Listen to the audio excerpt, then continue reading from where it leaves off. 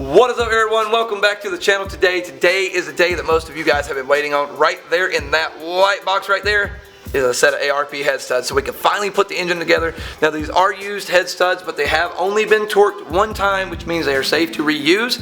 We should have no issues. As far as the brand new set that I ordered, I have went ahead and canceled that order and got a refund because the company still can't tell me when they're going to get them. They're just guessing at this point. They think they may be in sometime early next year, and I just don't feel like keeping my money tied up there that long. When they do finally get where they can keep them in stock, if I need a set, I'll buy a set. I also have one other person that has a set laying around in the event that I do need them. Something goes wrong with these or whatever. Hopefully that doesn't happen. There is another set that I can get. Also, before we get started putting this engine together, update from the last video, which is a great update. I was able to get the flange welded on this piece of pipe. Super cheap, 30 bucks. Usually I was paying like 40 to 45. And it just so happens there is a welder or fabricator literally 3 minutes from my house. There's like a little development of shops where they do racing or build race cars, stuff like that. And he just happens to be a fabricator down there. Absolutely awesome guy, and he hooked me up pretty good. So it just so happens to work out. We're set as far as fabricating goes. So literally this week I've been pretty productive. Anyways, guys, let's get down there and start putting this engine together.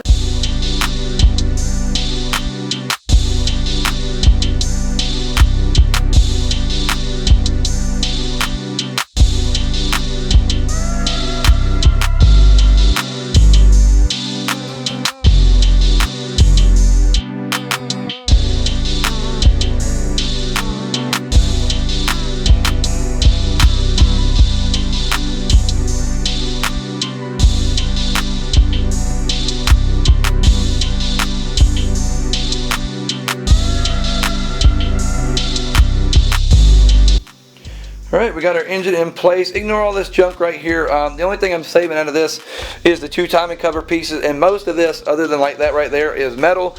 I literally have somebody coming to pick up all this metal. I guess they're going to use it, scrap it. I don't feel like getting it all together and taking it to a scrap thing. So that's why the building's kind of a mess right now. Once we get rid of all this like spare metal around here, we're going to have a lot of extra room. Also getting new toolboxes, but let's get this bad boy together.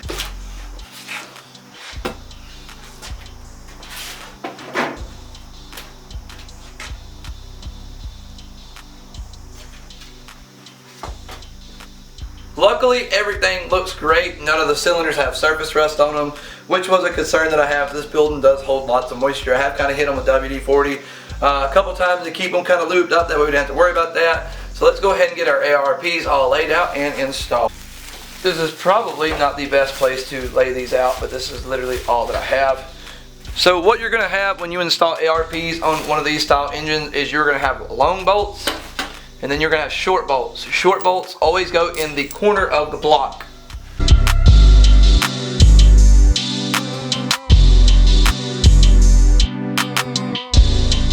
So while putting the head studs in, I noticed a huge problem.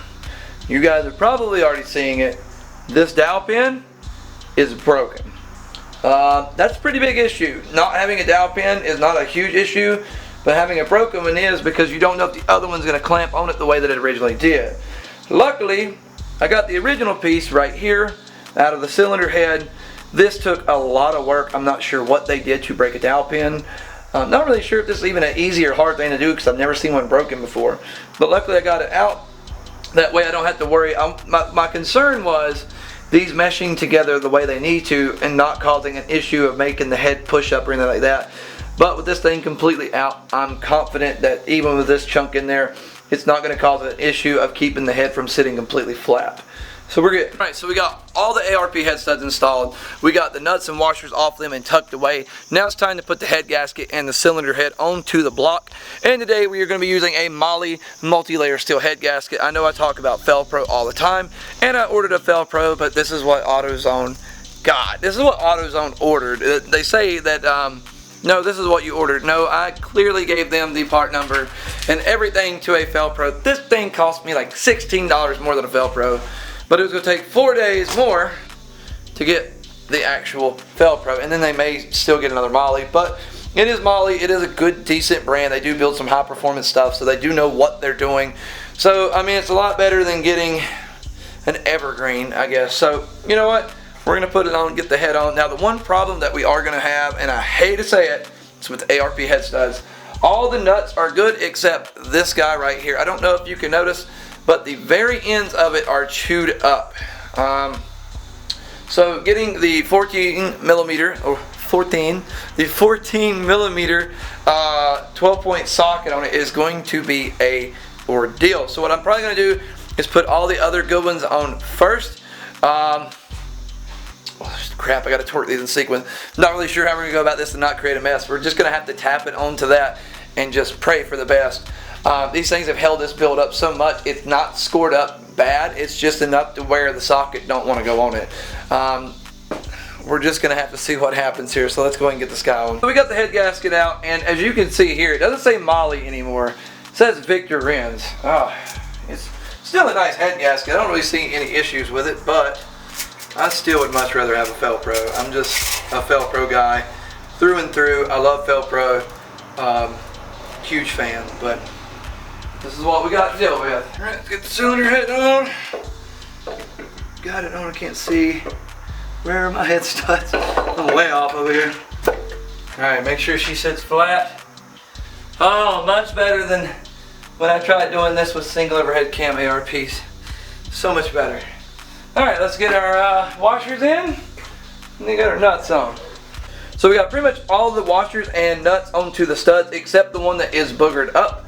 I'm still going to put that on, but I just haven't done it yet. So what I'm going to do is I'm going to go ahead and run these down kind of snug with an impact. That way when we're using the torque wrench, we're not having to click it like 1,000 times to get it to where it's going to torque. Now I'm not trying to run this down like super tight as you hear. People hear impact, they automatically think we're just going to hammer something down. That's not what I'm doing. So these are 14 millimeter 12 point nuts. And that one I don't think it's going to work. I hope we can make it work, but it is pretty boogered up. Which sucks because that's a huge drawback. Alright, now let's see if we can get this other one to show us any love. It's the reason I made it wait till last, or I waited to do this one last, is just, I know it's going to need a little more love than the other ones do. I am honestly pretty nervous about this because of the fact I don't think this is going to work. I hope that it does. But when I say this thing, I don't know if y'all guys can see. I mean, she's pretty chewed up. I'm not sure what happened to this one that the other ones avoided, or why it's like that and the other ones aren't.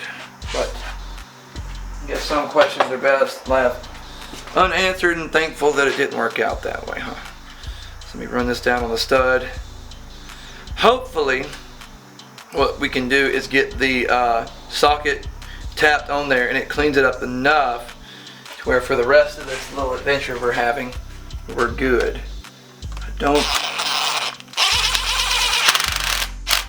she showed me some love there. Nice. All right, that worked out pretty good. So, whew, I don't want to say I'm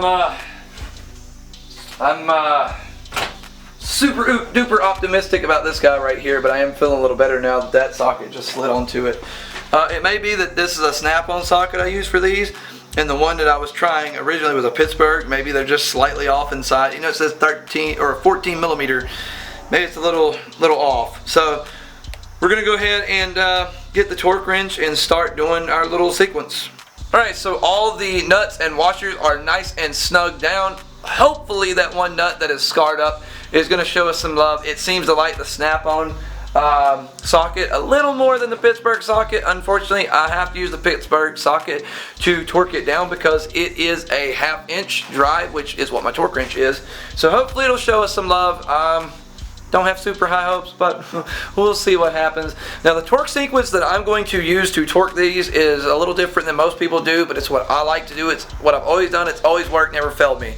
I like starting off going 20 foot-pounds, starting from the center and working my way out. Then I move up 30 to 50 foot-pounds, and then for the final torque, I move up another 30 to 80 foot-pounds. I like to slowly get everything settled in, and it just seems to work very nice for me.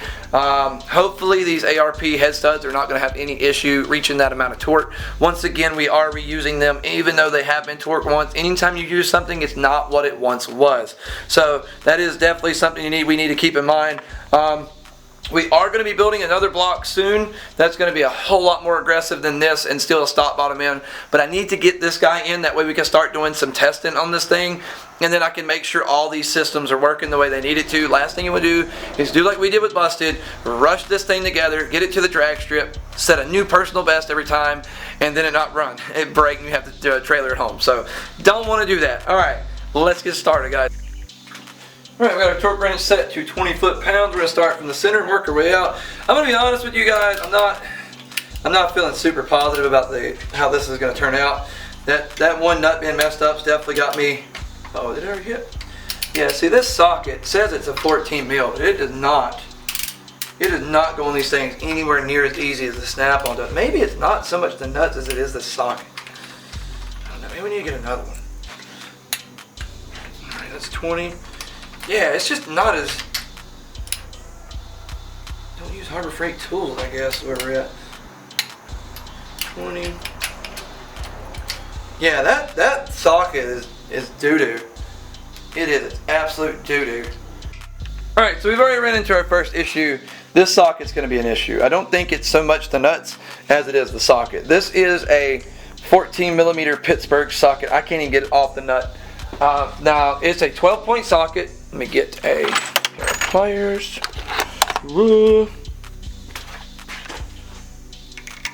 Pull this guy out. Alright guys, so we just ran into our first major issue, torquing down the head studs, and it's with our socket. This right here is a 14 millimeter 12-point half-inch drive socket. It is a Pittsburg brand, so that means it is a Harbor Freight tool. The problem that we're having is it is extremely snug going on these nuts to where I'm having to just about tap it down every time. And that makes me nervous because if I don't get it all the way tapped down and onto that nut, I may not be grabbing enough material on that nut to handle the torque that I'm putting on it, and I may round them off like that one is, and maybe worse. This snap-on had zero issue going on to the one that was rounded it off, and any of them at all and coming off of them. So it leads me to believe that this socket is slightly off in what it's supposed to be as far as a 14 millimeter.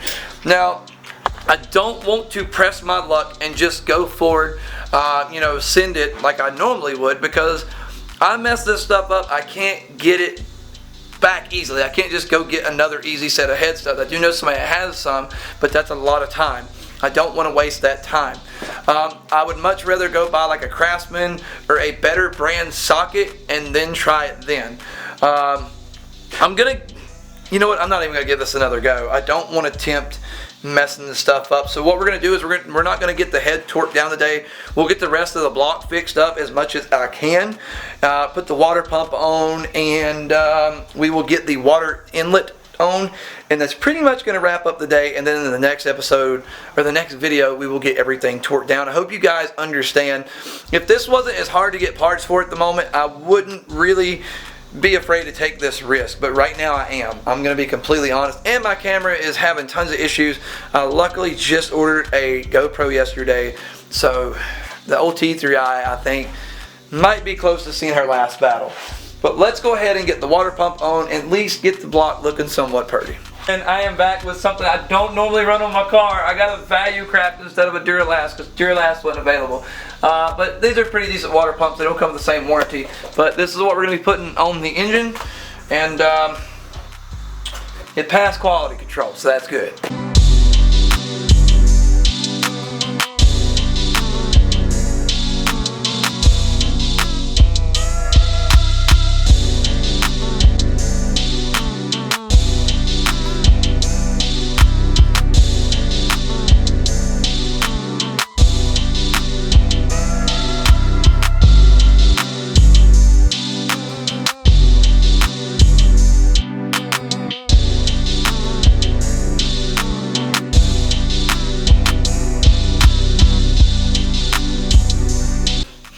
If you're using an impact when you put these bolts down, be very careful. Don't go too crazy. You will crack this water pump.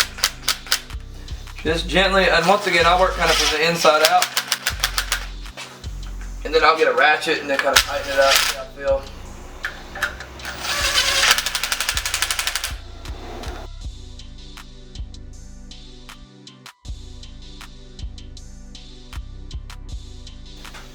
Alright, now we're going to install the neon water inlet. I put oil around the O-ring, I always do, to make sure when it goes in here it's nice and lubricated. That way I don't have to worry about it tearing.